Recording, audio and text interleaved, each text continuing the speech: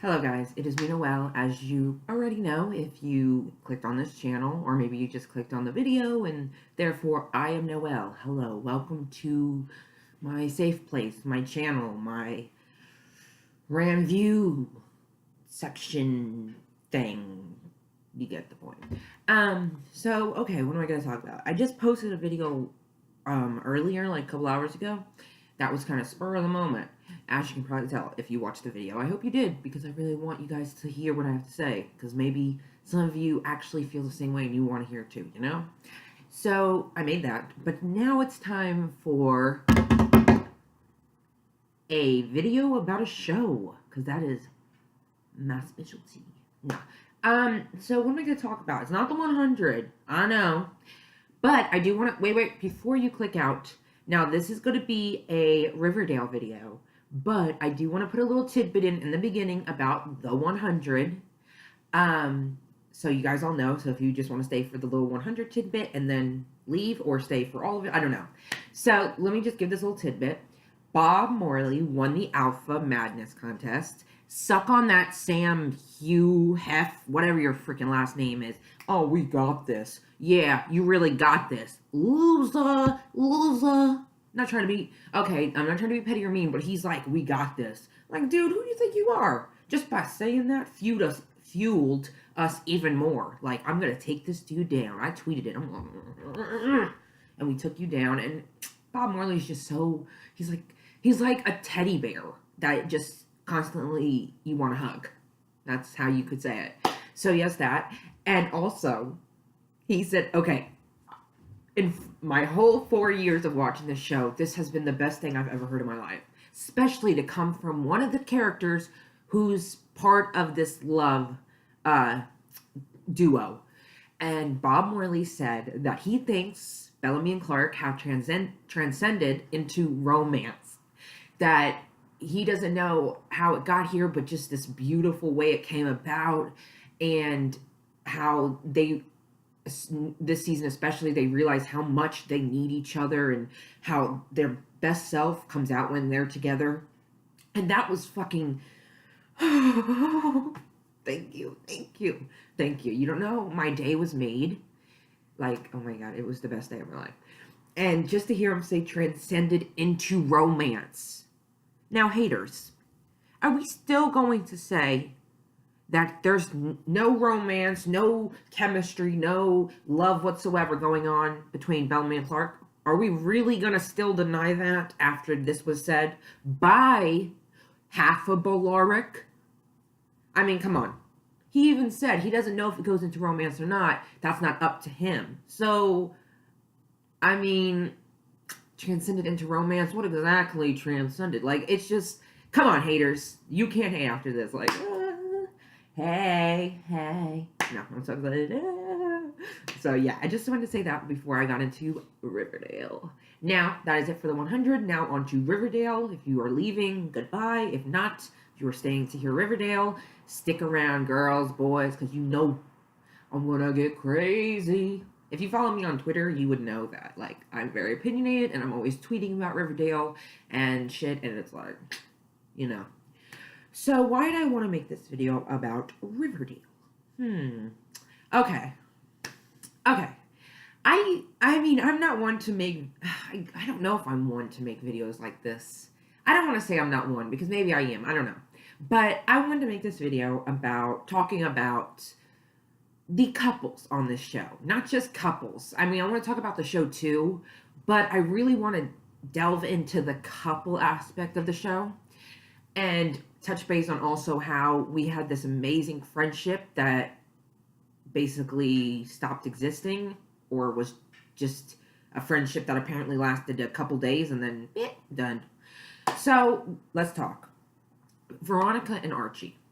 Now, first, let me start by saying I am wholeheartedly, completely, never changing, never, ever stopping shipping Archie and Betty. Betty and Archie. Those are my, I don't care, dude. Like, when I first watched the first episode, I mean, the chemistry, And oh god, you know, when I think back on that first, like when I think about back on the beginning of the season, I realize how different the show went, because like our characters were so young and carefree, and they had no problems, and it's like, and it just was a lighter show. And then it's like, as episodes progressed, it's like, holy shit, what show is this now? Like, it's so dark, our characters are completely changing. And I'm not saying it's a bad thing, it's just when I look back at the beginning of the season, I just think how pure it was. And I think about the friendship we had with Archie and Betty that suddenly stopped existing because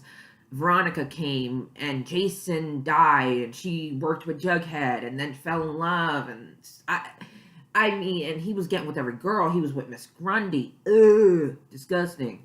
But yeah, so it's like I think back, and it's like I miss that in a way. I love the show, I really do. I love it so much. It breaks my heart to hear that it's getting low ratings, but we already got picked up for a second season. So do what you do, because I don't care. I'm still getting my second season. But, and I'm not saying like I want them to rush Archie and Betty. I know it's going to be a slow burn because they are endgame. I've noticed a lot in shows they give little hints. Like, it's clear that Betty and Archie are endgame. For one, Kevin in the first episode's like, uh, Betty and Archie aren't dating, but they are endgame. It's just a little something he said, but it could foreshadow coming events. And then Jughead, whenever after Betty had left the party because Archie and Veronica were in the closet, and Archie goes to Betty's house, and she's like, "Just tell me, do you love me, Archie, or even like me?" And he's like, "Of course I love you, Betty." And whenever that's, and he's like, "I'll never be good enough for you," and stuff, and she's crying, you know, and walks away. And Jughead's narrating, and he even says it wasn't one heart that broke that night, it was two.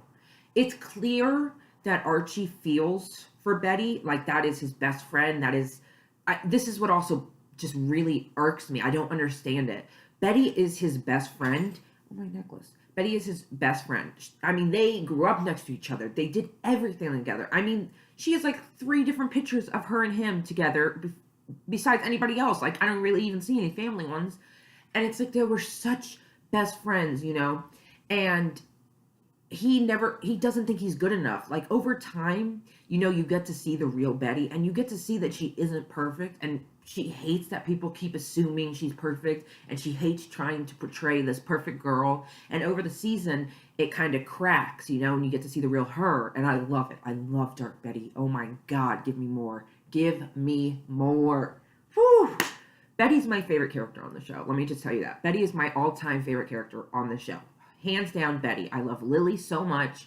I I cannot stress enough that when she cries, I cry with her because I just feel everything she's feeling. Like, oh my god. I don't ship Bughead. Like, such a weird ship name. I'm sorry, but Bughead, like, come on, that's a sucky ass name. Like Varchie. I'm not saying Barchie's better, but they're all sucky names, let's be honest.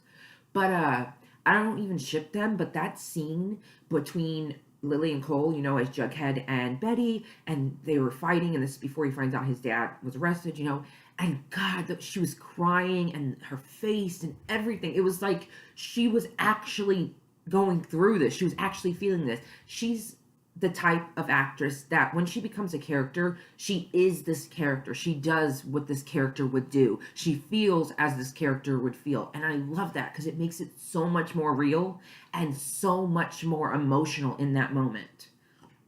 But so I was saying all that. I'm sorry, I'm not getting everywhere, but I haven't got to talk about Riverdale on video, and I've been wanting to. But so I mean, like, so let me just go back to Betty and Archie. So like I said, I ship them. But and in the beginning, we got these great friendship moments. Oh, that's why. You know, I just think they have great chemistry. I mean, I don't know, the chemistry was just so innocent and beautiful, and the way they looked at each other, especially, oh my god, whenever they were at the game and she touched his eye because it was bruised, and he kind of like went like that, and I'm like, it's just moments like that, the way they look into each other's eyes or look at each other, talk about each other. It's just so beautiful. And I'm not saying we had to rush into them, but I'm saying, where's their friendship? We get a few scenes with them, but they involve everyone else but themselves. And it's like, where's that friendship, you know? Where's the girl next door, the boy next door? Where's that closeness? I mean, I understand Veronica came and Archie's getting close with Veronica, and Betty's with Jughead, but it's like, did they suddenly stop being friends? Like, I don't understand why we couldn't have continued the friendship while they still date other people, you know? And it's just, it really sucks because that was one of the main things I loved about the show was their friendship. And I don't ship Bughead. I don't. I don't ship Jughead and Betty. But that's not to say I can't handle them. Like, I'm okay with, like, I don't watch videos of them. I don't support them. But I can handle them on screen, you know? And it's not because I feel like they're going to eventually break up. And I know that in my heart, Betty and Archie are endgame. I just know it. But it's, I don't mind seeing them, you know? And it's like, you know, I can handle them and stuff. Sometimes it's like, oh, God, you know, I don't want to. But other times it's like, all right, whatever. I don't care. You know, let them do what they do. I mean, some of their scenes are really emotional, and you just like, oh my God. Like, I just gotta say, Cole killed it in the last episode. Like, oh my God, the ending scene where he goes to his father's trailer and starts throwing things and has a flashback and is just crying. I mean, Cole, that was his best acting in this show by far. I just can't get enough of that scene. Like, I want someone to make a video of Jughead Jones with just like that scene featured, and it's amazing. I bow down to him, honestly. If I seen him right now, I would just tell him how great he was in that one moment in that one episode. Like, oh my God, so good. But so yeah, I don't ship Bughead, but you know, like I said, I can handle them being on screen. Now, Varchie, Veronica and Archie, I. You know, I try to like them. I try to like be okay with them, you know, like not feel like you know, like have those emotions you go through. But it's just no chemistry. I don't know. It's so weird. When I see Veronica with Archie and Archie with Veronica, it's such a I don't know. I don't know how to explain it. But the chemistry there is not chemistry. It's weird vibes and just want to have sex or I don't even know. Like there's no chemistry. I'm sorry. I see them as good friends. But I don't know, when I think of KJ and Camila and I think of Veronica and Archie, I just don't see the pairing. I don't see the chemistry. I'm sorry, I don't. If you ship them all, good for you. Like, I don't want no hate because, like, I'm not hating on your group. It's just, to me, they have no chemistry. They basically started just from physical attraction and him being intrigued by this new girl. And yeah, they're good friends. And Veronica's trying to be a good person, but at the same time, she has her moments where she's still the old Veronica. But so like I don't know, like I don't like Veronica and Archie. Like those are the two I can't stand. Like I feel like they're the ones who take the next step, meaning they have sex, and that just shows you what kind of relationship they have. It's like they kiss, then they stay away from each other, become friends, then they kiss again, then they stay away from each other, then they kiss again, then they are figuring things out, trying to figure out a murder, trying to keep their distance, and then they probably hook up, and it's like, well, what the F? Like, you should just keep them as fuck buddies. Like, sorry, excuse my language, but it's the truth. There's no real relationship there. There's a friendship, no relationship. And I mean, I'm a sucker for best friends who in the end love each other. Like, I love you too, and it's like they were best friends but now they're lovers and together, and that's just a beautiful story to be told. And I mean, I do like Jughead. Like, I have nothing against Jughead, but I would prefer him to be single. Like, I don't know, I'd like to have just that emo single kind of Jughead doing his own thing. I think we are bombarded with way too many relationships that it's just like everyone just needs to be single. I'm not saying get Betty and Archie together just so that they will be together. I'm just saying everyone just needs to be single. I mean, they need to be doing their own thing. Like, I hope the second season isn't so focused on like couples and all that shit. Like, I mean, I want more Betty and Archie scenes. Like, is it that much to ask for? Like, I didn't realize best friends on a major TV show aren't supposed to have any scenes. Like, and you're killing us because the chemistry. Like, you can't deny the chemistry. And it's clear they're going to get together eventually because Lily even said her and KJ had a chemistry read. Why would they have that if they weren't going to get together eventually? You got to remember that. And it's like, yeah. And also, the killer. Who's the killer? Now, KJ let it slip that it's a guy. So that just basically confirms it's either Hal Cooper or Clifford Blossom. Now, I thought it was Hal. I still do, in a way. But Clifford would also be a great, like, whoa, he just killed his son. Because let's be honest, Jason was going to cut off completely from them. He was going to leave them, never come back. He was done with the business, and his dad wouldn't have taken that lightly. And who knows what he would have done. Now, Hal, he's never liked the Blossoms. He's always had a grudge. He never liked that his daughter was with Jason, especially getting pregnant from him, and then probably finding out they were going to run away. But it's like, why would he build his own murder board then? What's does he gain from that? He could have just looked at it and saw who the suspect was right now instead of taking it to make his own. So unless he thinks maybe, because someone told me it's someone we least expect, what if it's Polly Cooper? This person said that as well. And it's like, that would make sense because that would mean Hal Cooper suspected that Polly killed Jason and he made his own murder board to figure it out before the cops did so that he could probably save her or whatever. Like, there's a lot of theories going on in my head. But yeah, I don't know. It's going to be three. It's going to be either Hal Cooper, Clifford Blossom, or Polly Cooper. Those are my three that I'm going with, and I think it's going to be the killer. I could be wrong, but I'm thinking it. And I mean, one of them is framing FP. Yeah, and it's like any one of them could. And it's like Cheryl, even Cheryl doesn't trust her parents. Like, dude, she had to check to make sure Polly was still breathing. And you know, as I was thinking about, well, if it is Polly, there's many moments where she was doing something, but we didn't see her. Like that moment when she's passed out.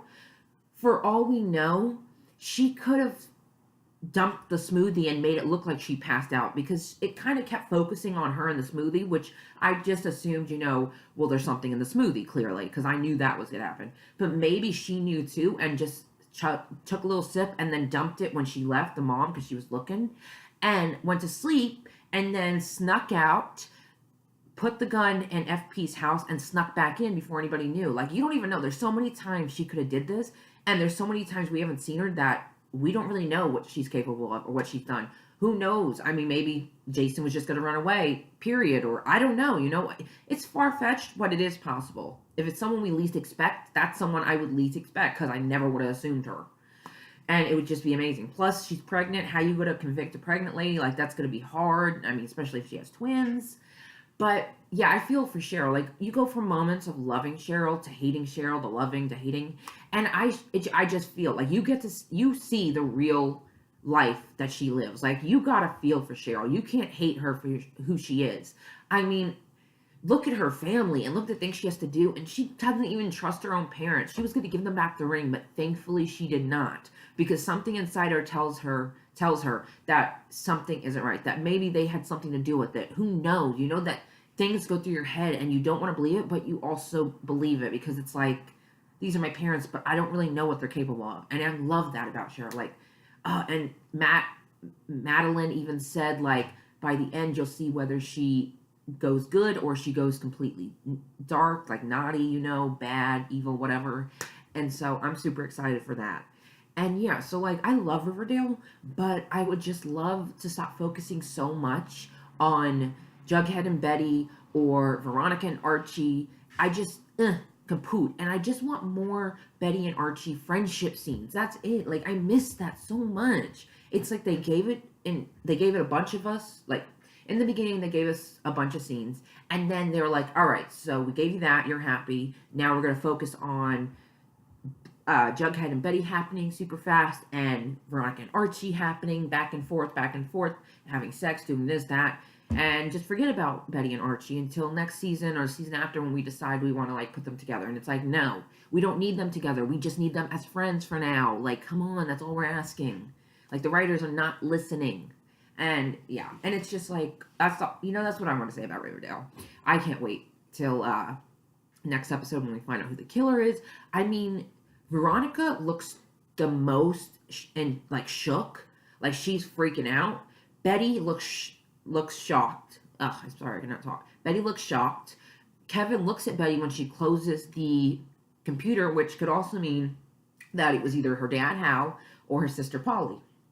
Now, Archie just kind of looks like, oh, you know, and Jughead's like, oh my god, you know, they all have different reactions. So like, I'm so excited to see what happens next week, or actually Thursday, which is tomorrow. Hiya, hiya. I'm so excited. I can't wait. But yeah, who do you think is the killer?